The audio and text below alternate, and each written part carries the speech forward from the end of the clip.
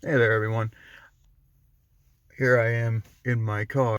I wanted to do a quick review on Stephen King's Carrie. Um, it's been a while since I've read this book, so I might get names and things like that wrong. However, I just wanted to shoot a quick review because I did a more in depth one a long time ago. However, I really don't have time to chop that up and upload it and things like that. So, in the future, I think I might do a read along, which is basically where I read about 100 pages of a book, do a review on what I just read, then move on to the next 100. And that way, if people want to read, they can, you know, check in and kind of see someone else's opinion on it and things like that.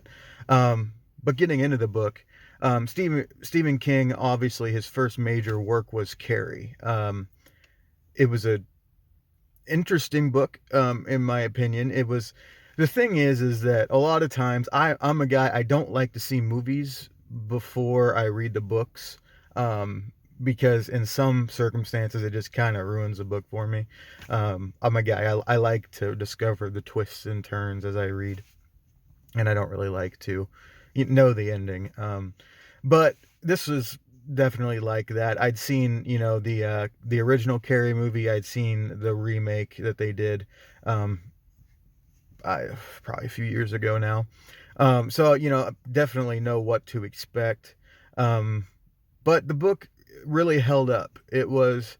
I don't think there was a lot of extra material that wasn't in the movies as far as plot was concerned, but there was definitely scenes in the book that were just really were visceral and drove some points home. My favorite things about the book were just kind of the building suspense. Obviously, if you know anything about Carrie, and it's really kind of just in the culture now, um, you know what's going to happen. And again, spoilers. This is going to be spoiler full. So click off if you don't want to do that.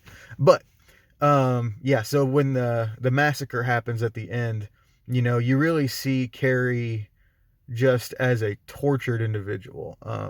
And she has all these things going wrong in her life. Her mother's a complete batshit crazy religious psycho, and she's being abused and all of this stuff. And then the kids at school make it worse, and then it obviously starts with her discovering her period in front of the entire gym full of girls. And just they're throwing tampons and maxi pads at her and chanting "plug it up," and then it just builds from there, and it's really just kind of this claustrophobic feeling of like this is gonna happen, bad stuff is gonna happen. um yeah, and so there's just that feeling of tenseness throughout the entire book. It's almost, you can taste it. Like that was one of my favorite aspects. Another aspect that I really liked was just in something I don't think the movies captured was Carrie's intense love for her mother. Um, in the movies, she was more like the mother was something she just kind of had to suffer. But in the book, you feel like she really does love her mother, and she's trying to love this messed up individual, and just in the end, just can't. And well, I mean, even in the end, as she kills the mother, there's that very complex relationship of love and hate, which is very good. And it was a very tense moment. Other things, there was just specific scenes that stand out in my head. There's the basically the butchering of the pigs to get the blood, of for the prank at the end. And Chris, I believe, is the main antagonist, the preppy girl with the lawyer daddy, and then she has the greaser boyfriend. I can't remember his name, but just the brutality of killing those pigs, and it was almost ritual-esque, like a sacrifice type of deal. That's how it felt when I read it. Uh, Again, that was another really good point. And then it was just a very intense scene.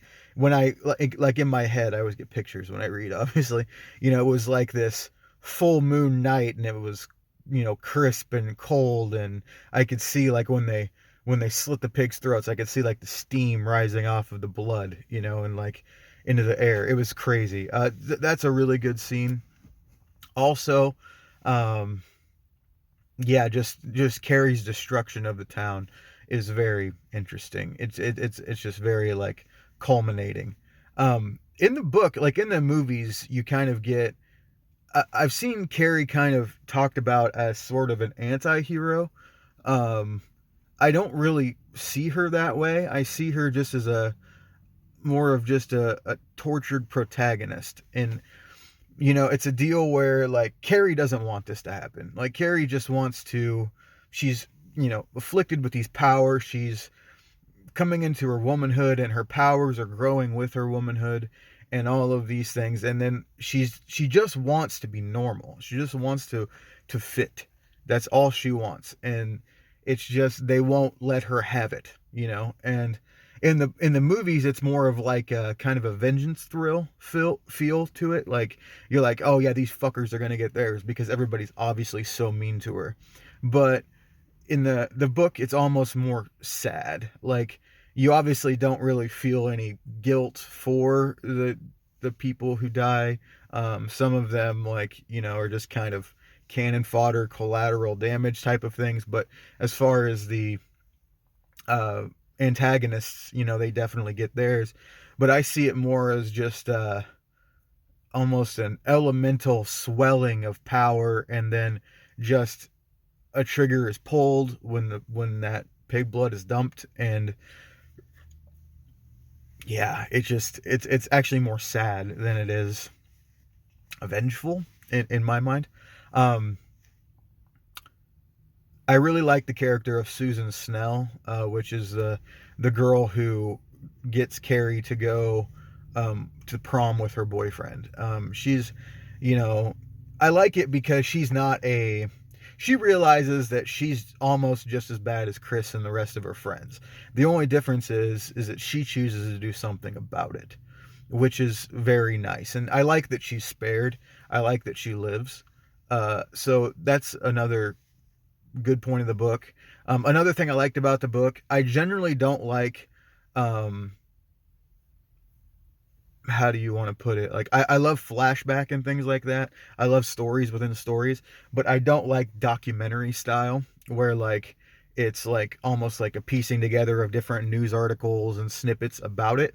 However, the book is put together in kind of a documentary style. It's pulling in, like excerpts from Sue Snell's book that she writes, and it's also pulling in, like basically testimonials from, um, not really trial, but like the inquiry into what happened, with Carrie. So, yeah, I actually liked that, and I think the movies would have been a little better if they actually kind of did some flashback from like, um, like from like an interview with Susan Snell, and then you go back to the timeline of Carrie, and then a snippet from the inquiry, and then going back into the storyline. I think I really would have liked that. None of the movies did that. I don't think at all, but I think it would make it less of a vengeance story and more of a kind of a this was a sad event that happened, and trying to piece out what happened. um so yeah, really, I think that that's all I'm going to say about Carrie right now. It was as far as King's work, you can definitely tell it was one of his early writings. I'm not saying that it was bad writing; it was great writing, in my opinion. It's just that as he grows in his career, he becomes more of a world weaver, in my mind, like creating complex landscapes. And this was not that. This was again a more visceral story, but again, yeah, I really liked it. So hey, look, I'm under 10 minutes. That almost never happens. I will chop this up and get it up on the YouTubes. All right. Thanks, guys. Bye.